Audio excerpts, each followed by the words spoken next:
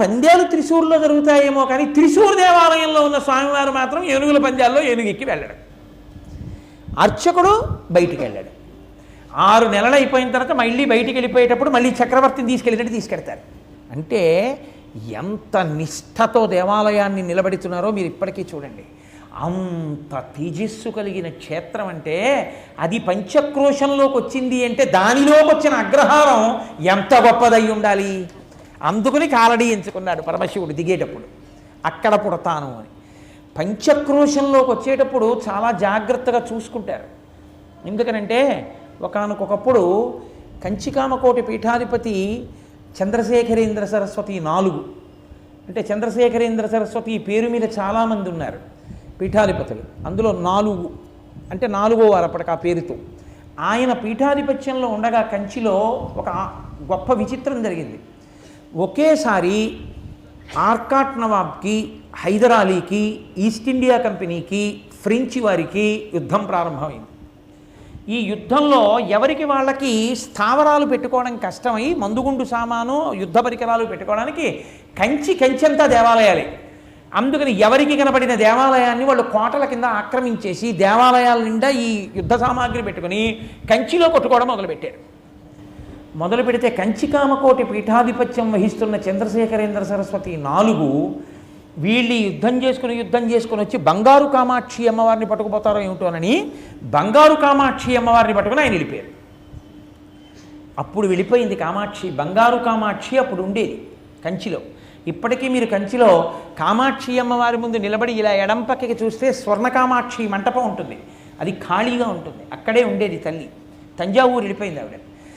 అమ్మవారు ఆయనతో వెళ్ళిపోయి తర్వాత కొన్ని 100 సంవత్సరములు అలా ఖాళీగా ఉండిపోతే నడిచే దేవుడు, ప్రాతస్మరణీయుడు, కంచికామకోటి పీఠాధిపతి అపర శంకరాచార్యుల వారు, నిజమైన సన్యాసి శతాబ్దంలో అని దలైలామా చేత కీర్తింపబడిన మహాపురుషుడు, అంతటి మహానుభావుడైనటువంటి చంద్రశేఖరేంద్ర సరస్వతి స్వామివారు అక్కడ స్వర్ణకామాక్షి లేదని బంగారు పాదుకలు ప్రతిష్ఠించారు.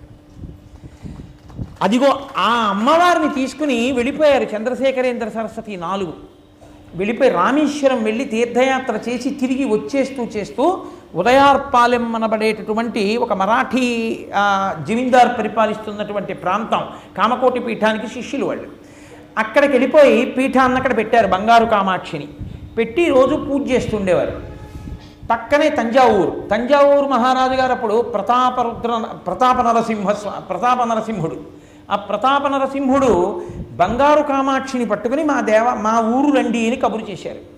చంద్రశేఖరేంద్ర సరస్వతి 4 ఈ ఉదయార్పాలెం నుంచి తంజావూరు వెళ్ళిపోయారు బంగారు కామాక్షిని తీసుకుని. ఉదయార్పాలెనికి ఉన్న గొప్పతనం ఏమిటో తెలుసా అండి? అక్కడ మంటపాలు ఉన్నాయి. ఆ మంటపాలలో ప్రతి మంటపంలోనూ ప్రతి దేవాలయం నుంచి యుద్ధాలు జరిగినప్పుడు పారిపోయారు ఈశ్వర స్వరూపాలన్నీ. కంచి నుంచి కామాక్షి వెళ్ళిపోయింది యుద్ధం జరుగుతున్నప్పుడు. కంచి నుంచి వరదరాజస్వామి వెళ్ళిపోయాడు. చిదంబరం నుంచి నటరాజస్వామి వెళ్ళిపోయాడు. తిరువాయూరు నుంచి త్యాగరాజస్వామి వెళ్ళిపోయాడు. శ్రీరంగం నుంచి రంగరాజస్వామి వారు వెళ్ళిపోయారు. ఇలా అందరు స్వాములు వెళ్ళిపోయారు. అంటే మీరు నన్ను ప్రశ్న ఇయ్యచ్చు, ఏమంటే ఈశ్వరుడు కూడా ఇలా యుద్ధాలకు భయపడి పారిపోతుంటాడండి అని. యుద్ధాలకు భయపడి పారిపోవడం కాదు, మన మీద అసహ్యించుకుని ఈశ్వరుడు వెళ్ళిపోయాడని బుద్ధి తెచ్చుకుని బతుకుతారేమో అని వెళ్ళిపోతాడు. ఇంటి యజమాని చూడండి, ఇంట్లో ఎంత చెప్పినా కొడుకులు వినకుండా దెబ్బలాడుకుంటున్నారు అనుకోండి, అసహ్యం వేసి ఏదో రోజున ఉత్తరీయం భుజం మీద వేసుకుని కాశీ వెళ్ళిపోతాడు. కాశీ వెళ్ళిపోయాడు అంటే ఆయన భయపడి వెళ్ళిపోయాడా, అసహ్యం వేసి వెళ్ళిపోయాడా? అసహ్యం వేసి వెళ్ళిపోయాడు. అప్పుడు నాన్నగారేది అని కొడుకులు ఇద్దరు వెతుక్కుని మనం రోజు నాన్నగారు చెప్పినా వినకుండా దెబ్బలాడుకుంటే అసహ్యం వేసి నాన్నగారు వెళ్ళిపోయారని చెప్పి ఇద్దరు వెళ్ళి నాన్నగారి కాళ్ళ మీద పడి, నాన్నగారండి ఇంకెప్పుడు దెబ్బలాడుకొని రెండంటే నాన్నగారు వస్తారు. అలా అస్తమానం అదే పనిగా కొట్టుకుంటుంటే మనుష్య జాతి అసహ్యం వేసి ఈశ్వరుడు వెళ్ళిపోతూ ఉంటాడు. అందుకని వరదరాజస్వామి వెళ్ళిపోయాడు, కామాక్షి వెళ్ళిపోయింది, నటరాజు వెళ్ళిపోయాడు, రంగరాజు వెళ్ళిపోయాడు, అందరూ వెళ్ళిపోయారు. వీళ్ళందరూ వెళ్ళిపోయి ఎక్కడున్నారంటే అదిగో ఉదయార్పాలెం దేవాలయ మంటపాల్లో ఉండేవారు. ఒక్కొక్కళ్ళకు ఒక్కొక్క మంటపంలో ఉండేవారు. ఈ చంద్రశేఖరేంద్ర సరస్వతి 4 స్వామివారిని తంజావూరు మహారాజు గారు పిలిచాడు. ఆ ప్రతాప నరసింహుడు, అయ్యా బంగారు కామాక్షిని పట్టుకుని మా రాజ్యానికి రండి. ఈయన బంగారు కామాక్షిని పట్టుకుని అక్కడికి వెళ్ళారు. తంజావూరు దేవాలయంలో అమ్మవారిని పెట్టి రోజు పూజ చేస్తూ ఉండేవారు. కొన్నాళ్ళు అయిన తర్వాత చంద్రశేఖరేంద్ర సరస్వతి 4 అన్నారు, మేము ఇక్కడ ఉండం తంజావూరులో, మేము ఇక్కడి నుంచి బయలుదేరి కుంభకోణం వెళ్ళిపోతా అన్నారు. అందుకే కంచికామకోటి పీఠం చాలా కాలం కుంభకోణంలో ఉంది. కుంభకోణం ముఖ్య పట్టణంగా ఉండేది కామకోటి పీఠానికి. కుంభకోణం వెళ్ళిపోయారు. తంజావూరులో ఉండకుండా, ఉదయార్పాలెంలో ఉండకుండా కుంభకోణం ఎందుకు వెళ్ళిపోతున్నారు అని అడిగారు. అడిగితే ఆయన అన్నారు, కుంభకోణం దగ్గర కావేరీ నది ప్రవహిస్తోంది, మాకు నిత్య నదితో స్పర్శ ఉండాలి, అందుకని కావేరీ నది దగ్గరికి వెళ్ళిపోతున్నాం అన్నారు. అయితే మీరు ఒకటి ఆలోచించండి, నిజంగా కావేరీ నది ఒడ్డుకు వెళ్ళిపోవాలంటే అక్కడికే దగ్గరలో మాయావరం ఉంది. మాయావరం కావేరీ తులాస్నాన ఘట్టం ఉంది అక్కడ. పైగా తిరువయ్యూరు ఉంది, దాన్ని భూలోక కైలాసం అంటారు. తిరువయ్యూరు ఉంది, మాయావరం ఉంది, 2 ప్రదేశాలు కాకుండా కుంభకోణం వెళ్ళిపోయారు ఆయన. కుంభకోణం ఎందుకు వెళ్ళిపోయారో తెలుసా అండి? కుంభకోణానికి దగ్గరలో శివపేరూరు అనబడేటటువంటి ఒక ఊరుంది. పైగా అక్కడే సుబ్రహ్మణ్యేశ్వర స్వామి వారు, అక్కడే స్వామిమలైలో సుబ్రహ్మణ్యేశ్వర స్వామి వారు పరమశివుడికి జ్ఞానబోధ చేసినటువంటి స్వామిమలై దగ్గరగా ఉంది. ఆ శివపేరూరులో జ్ఞాన సంబంధరు, అప్పరు మొదలైనటువంటి మహాపురుషులందరూ కూడా వచ్చి అక్కడే కీర్తనం చేశారు. అంత గొప్ప దేవాలయానికి 5 క్రోశుల దూరంలోకి, పంచక్రోశంలోకి ఈ కుంభకోణం ఉంది. కుంభకోణం అంత గొప్ప క్షేత్రానికి పంచక్రోశంలో ఉంది కాబట్టి నేను అక్కడ ఉంటానని కుంభకోణం వెళ్ళిపోయారు చంద్రశేఖరేంద్ర సరస్వతి 4. పంచక్రోశము అన్న మాటకి శాస్త్రంలో అంత బలం ఉంది, అంత గొప్పతనం ఉంది. ఒక్కొక్క తేజోవంతమైన క్షేత్రానికి 5 క్రోశల దూరంలో, 5 క్రోశలు అంటే క్రోశ అంటే 2 మైళ్ళు అంటే 11 వస్తుందేమో అనుకుంటున్నాను. 11 మైళ్ళ దూరంలో, వ్యాసంలో ఎక్కడ ఉన్నా పంచక్రోశంలో ఉన్నారు అంటారు. అంటే ఆ క్షేత్రం యొక్క శక్తి ఇక్కడ పడుతూ ఉంటుంది. కాలడి అగ్రహారం త్రిశూర్కి పంచక్రోశంలో ఉంది కాబట్టి త్రిశూర్ పరమేశ్వర వైభవము పరిపూర్ణముగా ప్రకాశించినటువంటి ప్రదేశములలో ఒకటి కాలడి. అక్కడున్నాడు మహానుభావుడు విద్యాధిరాజు, ఆయన కొడుకు శివగురువు. ఇప్పుడు ఈ శివగురువు ఆర్యాంబ బిడ్డలు లేరు. బిడ్డలు లేకపోయినా అవైదిక ప్రచారం జరుగుతున్నా, అత్యంత ఆకర్షణీయంగా అవైదికమైనటువంటి ప్రచారాలు జరిగిపోతున్నా వాళ్ళు ఆకర్షితులు కాలేదు. వాళ్ళు వైదిక ధర్మాన్నే ఎంచుకున్నారు. చెక్కుచెదరని కుటుంబం, అంత భక్తి ప్రపత్తులు ఉన్నవాళ్ళు. వాళ్ళు త్రిశూర్ చేరుకుని మండల పర్యంతం భజన చేశారు. 40 రోజులు భజన చేస్తే శివసాక్షాత్కారం కలగలేదు వాళ్ళకి. అదే వాళ్ళిద్దరి కడుపునే పరమేశ్వరుడు పుట్టడానికి కారణం అది. ఆ దంపతుల్నే ఎందుకు ఎంచుకున్నాడు పరమేశ్వరుడు అంటే, ఇదిగో మనకందరికీ ఒక పాఠాన్ని నేర్పడానికి శంకరాచార్య స్వామి వారి అవతారం వాళ్ళిద్దరి కడుపునే పుట్టింది. 40 రోజులు అయిపోయిన తరువాత శివగురువు ఆర్యాంబతో అన్నాడు, 40 రోజులు దాటిపోయింది మండలం, ఇంత పూజ చేశాం, ఈశ్వరుడు అనుగ్రహించలేదు కాబట్టి త్రిశూర్లో ఉండి ప్రయోజనం ఏమిటి, వెళ్ళిపోదాం, ఇక్కడ మనకి చేసిన దానికి ఫలితం కనపడలేదన్నాడు.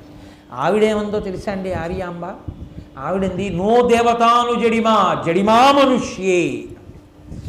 దేవతల అనుగ్రహం ఇక్కడ కలగలేదు కాబట్టి ఇక్కడ మనం ఏమైనా చేసినా ఉపయోగం కలగలేదనకు, చెయ్యవలసిన రీతిలో చెయ్యడంలో ఏదో పొరపాటు జరిగింది అనను. దేవతల తప్పు కాదు, మనదే ఏదో తప్పు ఉంది, అందుకే ఈశ్వర కృప కలగలేదు. కాబట్టి రెట్టించిన ఉత్సాహంతో, మరింత విశ్వాసంతో ఈశ్వరుని ఆరాధించండి అంది ఆవిడ. దానికే శ్రద్ధ అని పేరు. భగవంతుని ఆరాధిస్తున్నప్పుడు వైక్లభ్యములు ఏర్పడవచ్చు, కానీ ఈశ్వరుడు ఉన్నాడని నమ్మి ఎవడు నిలబడతాడో వాడికే ఈశ్వరానుగ్రహం. ఈశ్వరుడి వరకు ఎందుకండి? మీరు ఎవరినో ఒక పెద్ద అధికారిని కలుసుకోవడానికి వెళ్ళి చిన్న కాగితం మీద పేరు రాసి లోపలికి పంపించారు.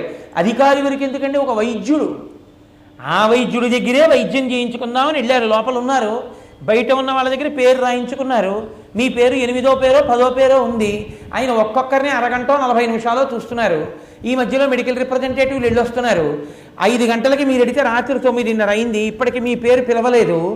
మీరు వెళ్ళిపోతారా, అలాగే కూర్చుంటారా? 10 అయినా అలాగే కూర్చుంటారు. ఎందుకు కూర్చుంటారు? ఆయన వెళ్ళిపోడు 10 అయిపోయిందని. 10 అయిపోయినా పేర్లు రాసుకున్న వాళ్ళందరినీ పిలిచి చూసి పెడతాడు. ఆయన దగ్గరే చూపించుకోవాలి 10 అయినా 11 అయినా.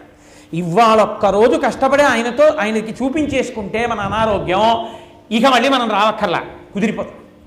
ఈ విశ్వాసం మీకుంటే కదా 11 వరకు కూర్చున్నారు.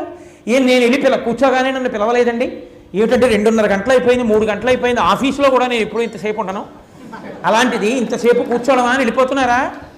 వెళ్ళిపోవట్లేదే. ఒక డాక్టర్ మీదే మీకంత విశ్వాసం ఉంటే ఈశ్వరుడి మీద ఎందుకు ఉండకూడదు? ఈశ్వరుడి మీద మాత్రం ప్రతి చిన్న విషయానికి ఈశ్వరుడు అనుగ్రహించలేదని పక్కకెడతారా? అలా నిలబడగలగడమే శ్రద్ధ, అదే విశ్వాసము. అందుకే శంకరులు అంటారు, శాస్త్రస్య గురువాక్యస్య సత్యబుద్ధ్యావధారణ సా శ్రద్ధా కదితా సిద్ధి యయా వస్తూపలభ్యతే. గురువుగారు చెప్పిన మాట మీద నమ్మకం, శాస్త్రం మీద నమ్మకం, భగవంతుడి మీద నమ్మకం, దానికే శ్రద్ధ అని పేరు.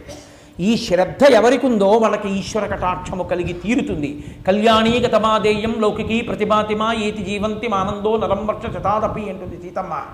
100 సంవత్సరములు బతికినవాడు 99 సంవత్సరముల 364 రోజుల 23 గంటల 59 సెకండ్లు దుఃఖాన్ని అనుభవించిన చిట్ట చివరి సెకండ్లో శుభవార్త విని చచ్చిపోతాడు తప్ప శుభవార్త వెనకపోవడం అన్నది మాత్రం ఉండదు. ఈ మిగిలిన కాలం అంతా ఓర్పుతో నిలబడగలగాలి, సహనంతో ఉండాలి, నమ్మకంతో నిలబడగలగాలి. కాబట్టి సాశ్రద్ధా గదితా సిద్ధి యా వస్తూపలభ్యతే. అంత నమ్మకంతో నిలబడినటువంటి వాళ్ళు శివగురువు ఆర్యాంబ. కాబట్టి వాళ్ళకి అనుగ్రహించాలి. ఇప్పుడు 2 పూర్తయ్యాయి. అటు దేవతలు వచ్చి ఫిర్యాదు చేశారు, ఇటు ఆయన వలన కొడుకుని పొందాలని ఒక భక్తితో ఒక దంపతుల జంట నిలబడింది. ఇప్పుడు తను అవతారం స్వీకరించడానికి కావలసినటువంటి షరతులన్నీ పూర్తయ్యాయి. కాబట్టి ఇప్పుడు శంకరాచార్య స్వామి వారు ఆవిర్భవించాలి. పరమశివుడు ఈ భూమి మీద శంకరాచార్య స్వామి వారిగా ప్రభవించబోతున్నాడు. కాబట్టి ఇప్పుడు ఆయన బయలుదేరి ఆర్యాంబ గర్భంలో ప్రవేశించే ముందు వాళ్ళిద్దరికీ స్వప్నంలో ఒకే రోజు కనపడ్డాడు. కనపడి ఇద్దరిని అడిగాడు, దీర్ఘాయుష్మంతులు దుష్టమైన నడుబడి కలిగినటువంటి 100 కుమారులు కావాలా, 8 సంవత్సరములతో ఆయుర్దాయం పూర్తయిపోయి మీ వంశాన్నంతటినీ ఉద్ధరించగలిగి కొన్ని వేల సంవత్సరముల పాటు మనుష్య జాతినంతటినీ ఉద్ధరించగలిగిన మహాపురుషుడు మీ కడుపున పుట్టాలా, ఏం కావాలడగండి అన్నాడు. శివగురు అన్నాడు, స్వప్నంలో కదా కనపడ్డాడు, నా భార్యను అడిగి చెప్తాను, ఇది సంతాన విషయం కదా అన్నాడు. ఆర్యాంబంది, నా భర్తను అడిగి చెప్తాను, ఇది సంతాన విషయం కదా అంది. అది ధర్మం.